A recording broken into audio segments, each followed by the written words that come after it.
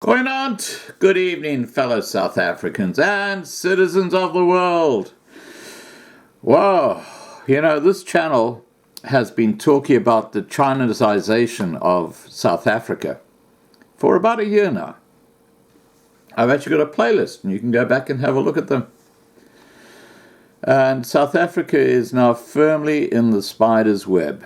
And it's not a nice spider, it's a widow spider. And it's going to just suck South Africa dry once the ANC have cleaned out the old colonial state-owned enterprises and the ones that used to run so well pre-1994. Once they've cleaned them up, Chinese are going to walk in and they're going to be right into the minerals. Gold, platinum, uranium, you name it, the Chinese will be right there. And our black friends in South Africa, not so good. There are too many of you. And I wouldn't be surprised, knowing how the Chinese work, if they don't just drive you into the sea, because it's cheaper than using a bullet. Now, why are we talking about China? Because a fight over 2 parcels of land awarded to Chinese companies to grow rice and build a power station in Mpumalanga could derail the projects. And guess who is actually coming to the aid of getting rid of China, which is a good thing. The economic freedom fighters. Where's my hat? Everything for free. I got to put this on. It just stirs up the CIC one, Julius Malema, and my quality EFF hat, which is falling apart. And I've only worn it about 20 times. Anyway, the economic freedom fighters and communities in Bushbuck Ridge and Tabachueo in the Bobela region say this is a form of land expropriation that will benefit foreign companies and could have a negative effect on future generations in the area. At issue is the decision to grant land in the dry Bushbuck Ridge region to a Chinese company to start a project to grow rice, a plant mostly grown in waterlogged Asian countries. University of Limpopo's agricultural expert, Professor Joseph Asiwi, said that rice can only grow if there is enough water for irrigation.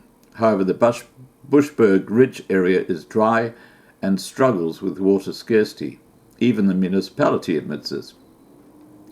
The EFF is having none of this and has labelled the 300 million rand project as another land expropriation project by the ANC-led councils in the Bolobabelo region on behalf of Chinese companies.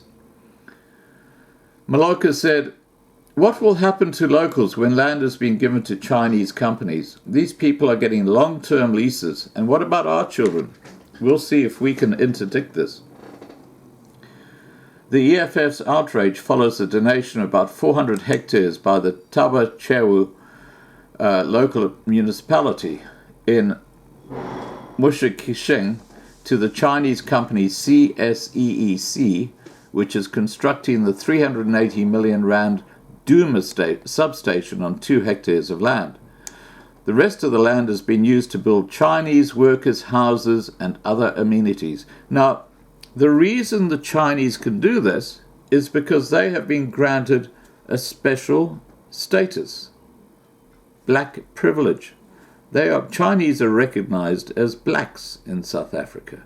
Now, I don't know how that works, but the colored people, mainly in the Western Cape area, who are descendants of the original landowners, are not recognized as black people officially, and the jobs through BEE are going to the Bantu who are flowing into the Western Cape now and taking jobs off the original inhabitants.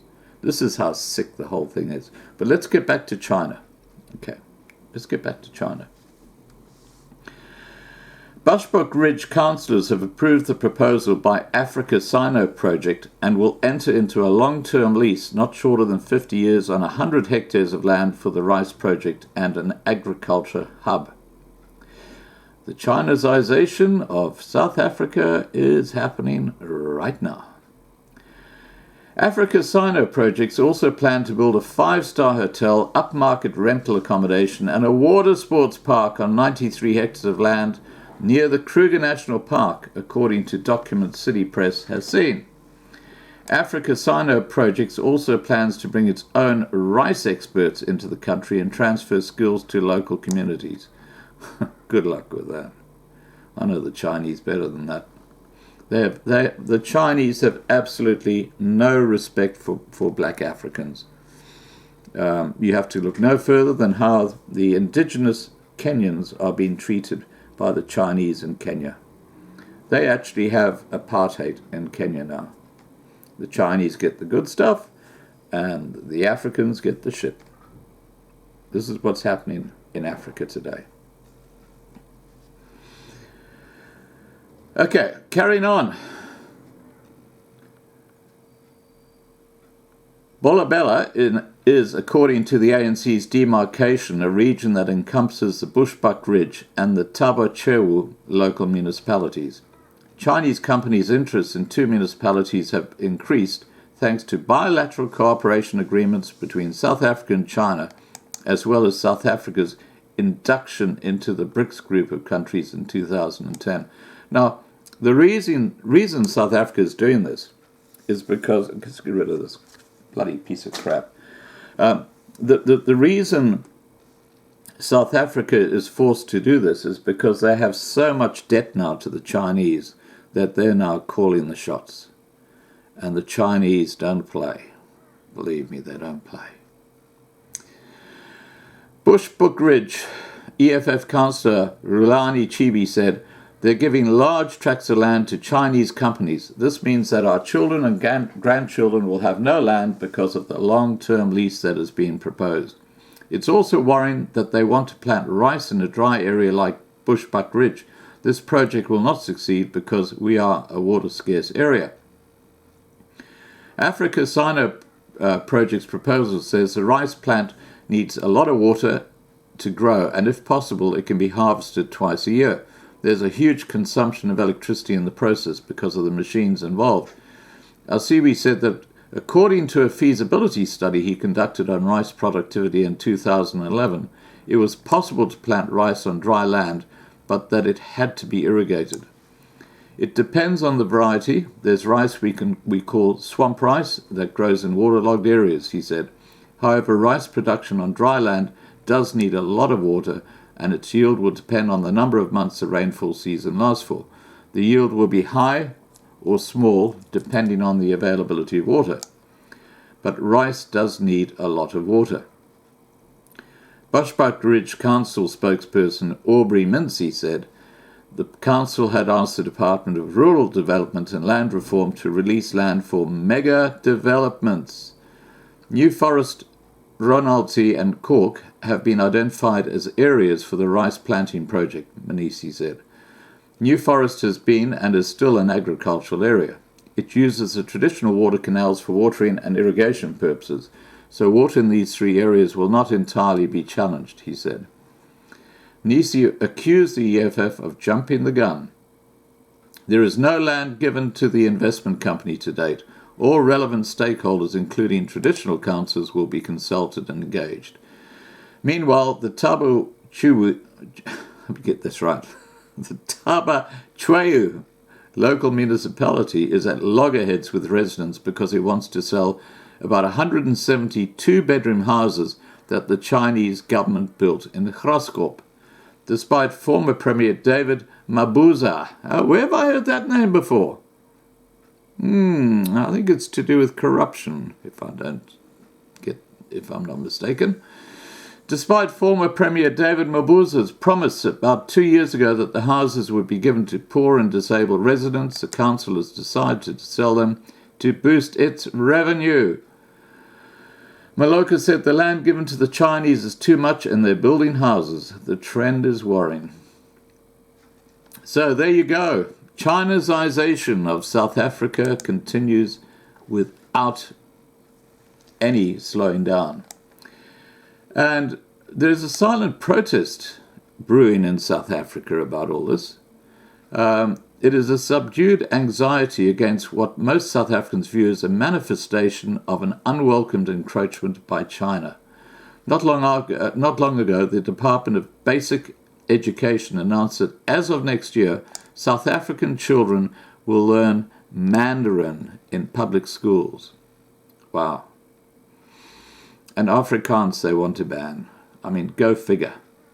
Go figure. The announcement was preceded by news of the ANC dispatching delegations to China to learn from the Communist Party of China. It even alleged that China has committed to bankrolling the construction of a political school for the ANC in South Africa. Well, what's money? You know, they just want South Africa. All this suggests that the Chinese are not imposing themselves on us. They are being invited to take over the country by the ruling party. Spot on! We must therefore seek to understand what has gone wrong in the minds of the ANC, that the party voluntarily invites foreigners not only to indoctrinate our children, but indirectly to run our country. Two things seem terribly wrong with the ANC today. Firstly, the party is experiencing a serious confidence crisis, and secondly, it has grossly misread developments in the international areas. Well, I could add a few pointers to that. How about corruption? How about the financial crisis with Eskom? There are so many things. This dog has got so many legs that, you know, it's like a centipede now with all the crap that's happening with the ANC. It's ridiculous. The syndrome is typical of people battling with the mental effects of colonialism. On the other hand, they are bent on proving to the world they are courageous enough to tell their former colonizers to go to hell, while at the same time they are unsure if they can stand without the support of another big brother. Yep, the new colonizer, China. In other words, the ANC is uncertain if South Africa can withstand the consequences of castigating the West without the protection of a neo-colonizer, China. This was the logic of a small, timid states during the Cold War. They insulted the East if they believed that they enjoyed the full protection of the West, and vice versa. Thus, the ANC is trapped in a Cold War mentality that is irrelevant to a new world, an arena where international relations have become too complex for anarchistic leaders with a simple mind. Yep, from the president all the way down, the I factor comes into play. Thabo Mbeki did appreciate how a country like South Africa can use her strategic position to advance an African agenda that is not underwritten by a big country outside the African continent. He did not say, I'm an African because of China, the United States, America, Russia, or India. He accommodated in his sophisticated conception of an African only those Europeans who settled permanently amongst us. Such Euro-Africans should not be viewed as a gate through which we Africans enter contemporary Europe. They are Africans as Afro-American are American. Now, I'm not sure if that makes sense, but I'm I'm just telling you what's written here. What does make sense is this. The Springbok is a symbol of our national rugby team, not out of an ill intention to cover the white body with the skin of an animal. White South Africans are truly African. The ANC of today has conjured up the illusion that black people are under siege by white Europeans, and therefore that we must sell our independence to Chinese for protection. Now that's what you call bringing the Trojan horse home. Absolutely. The idea is that since transparency is not their culture, the Chinese will be better partners. In other words, the Chinese will let us become what we have always been, corrupt Africans. Black people who are conscious must reject the ANC's pilgrimage to China, not because the Chinese are necessarily bad people, but because we do not need them to be fully African. There is room to collaborate with China on strategic issues, but let them keep their language to themselves. We Africans have our own language to develop. And you have Afrikaans, and that should be a language taught in all schools. Essentially, the ANC is selling our identity to the Chinese while they don't sell theirs to us. This brings us to the ANC's misreading of the international trends. The party might benefit from reading Deng Xiaoping and the Transformation of China by Ezra Vogel. This book and many others make it clear that those who believe that China is making economic progress because of some Chinese secret are simply ignorant. The country's progress began the day it looked west. Troubled by centuries of economic backwardness, its leaders began to read Adam Smith, who taught them capitalism. Since Deng set out to implement his turnaround strategy, China has been sending students to the best American universities to learn, then come back and implement Western ideas. Since the ANC is unaware of this, it has been visiting the wrong place for lessons, China. If indeed the party wants to learn, the best place to visit is America, where the Chinese went for their lessons. Even if the ANC chooses to go to America, it must sell only Lutuli House, not our country, to foreigners. We are and can be fully African without a foreign big brother. Well, in my view, it's too late. I think China have got Eskom by the proverbials, got them and holding on tight, squeezing. And I think Eskom is now starting to cry foul. I don't think it's a case now of will the last white man turn the lights out. I think the lights will go out. And I think the only way to secure your electricity supply in the future is by having gone off the grid with solar power. All right, guys, that's just my view on the whole thing. China has definitely got South Africa wrapped in a sticky web of debt, and it's ready to pounce.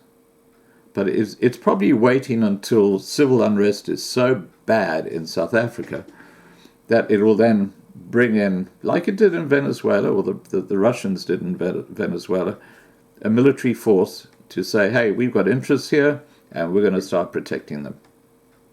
And I think that's when things will just implode, and China will just take over.